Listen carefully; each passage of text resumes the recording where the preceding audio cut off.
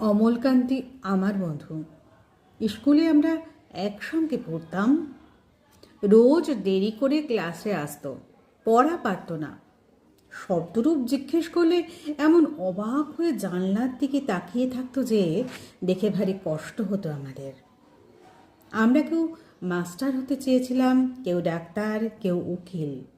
অমলকান্তি সেসব কিচ্ছু হতে চায়নি। সে রোদ্দুর হতে চেয়েছিল। ক্ষান্ত বর্ষণ, কাকডাকা বিকেলের সেই লাজুক রোদ্দুর। জাম আর জামরুলের পাতায় যা নাকি অল্প একটু হাসির মতো লেগে থাকে।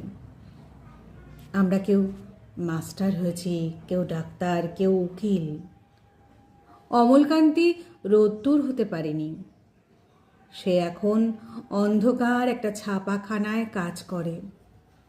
মাঝে মধ্যে আমার সঙ্গে দেখা করতে আসে, চা খায়, এটা ওটা গল্প করে। তারপর বলে, উঠি তাহলে। আমি ওকে দরজা পর্যন্ত এগিয়ে দিয়ে আসি। আমাদের মধ্যে যে এখন মাস্টারি করে, অনায়াসে সে ডাক্তার হতে পারত।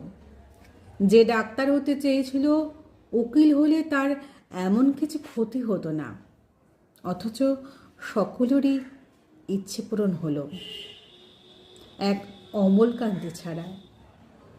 অমলকান্তি রোদ্দুর হতে পারেনি।